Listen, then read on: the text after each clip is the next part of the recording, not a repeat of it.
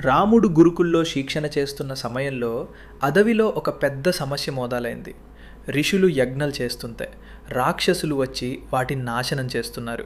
ఆ రాక్షసులు అందరిలో అత్యంత భయంకరమైన రాక్షసి తతక.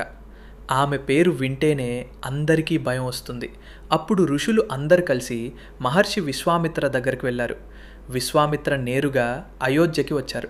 ఆయన దశరథ్తో అన్నారు, నాకు రాముడి సహాయం కావాలి. ఆ మాట విని దశరథ ఆశ్చర్యమయ్యాడు. రాముడు ఇంకా చిన్నవాడు, ఆ రాక్షసులు చాలా భయంకరమైన వాళ్ళు. కానీ విశ్వామిత్ర ప్రశాంతంగా అన్నారు, మీ కొడుకు సాధారణ యువరాజు కాదు. కొన్ని రోజుల తర్వాత రాముడు ఇంకా లక్ష్మణుడు విశ్వామిత్రతో కలిసి అడవికి వెళ్ళారు. అక్కడ మొదటిసారి రాముడు తాటకని చూశాడు. భారీ శరీరం, చీకటి శక్తి, భయంకరమైన గార్జన. ఆ గార్జనతో అడవి మొత్తం వణికించింది. కానీ రాముడి ముఖంలో మాత్రం భయం లేదు. అప్పుడు విశ్వామిత్ర అన్నారు, రాముడా, నీ నిజమైన ప్రయాణం ఇప్పుడే మొదలైంది. తర్వాత క్షణం రాముడు తన విల్లు సిద్ధం చేశాడు.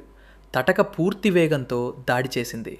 అడవి మొత్తం యుద్ధభూమిలా మారిపోయింది. అప్పుడే రాముడు ఒక భయంకరమైన బాణం వదిలాడు. ఆ బాణం నేరుగా తాటకని తగిలింది. కొన్ని క్షణాల్లోనే ఆ భయంకరమైన రాక్షసి కింద పడిపోయింది. ఆ క్షణంలో అందరికీ అర్థమైంది, రాముడు సాధారణ యువరాజు కాదు, భవిష్యత్లో చెడుని అంతం చేయబోయే యోధుడు. నెక్స్ట్ పార్ట్లో విశ్వామిత్ర రాముడికి దివ్య అస్త్రాలు ఎలా ఇచ్చారో చూద్దాం.